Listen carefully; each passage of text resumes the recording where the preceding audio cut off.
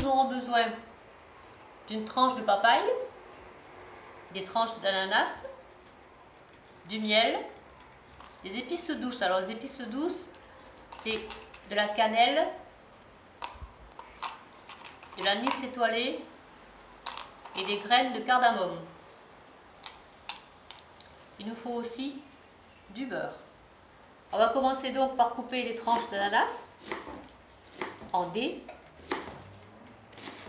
en gros dés. On va mettre du beurre dans la casserole.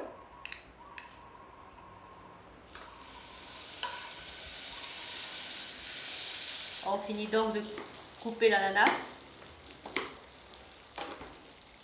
On met dans la casserole. On va ajouter ensuite les épices, un anis étoilé,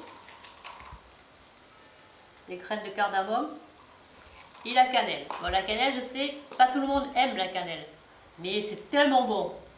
On laisse cuire. Pendant ce temps, on coupe la papaye, pareil, en dés,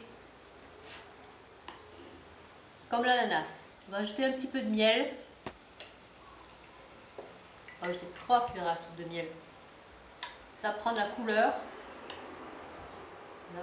On va laisser cuire 2 petites minutes l'ananas, parce que l'ananas c'est plus long à cuire que la papaye, ça va être vite cuit. Donc on va attendre un petit peu, 2 minutes, pour ajouter la papaye. On casse un petit peu les graines de cardamome pour extraire justement les petits grains dedans.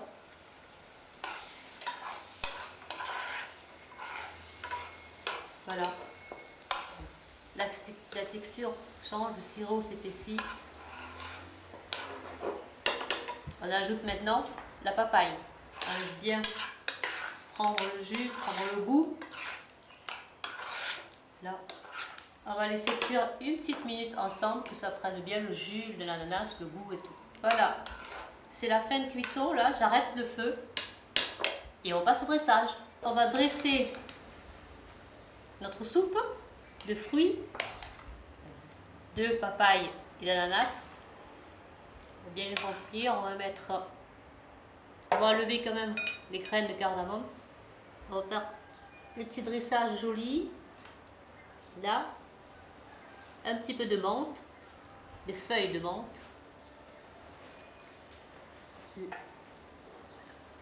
Et voilà, notre dessert est terminé.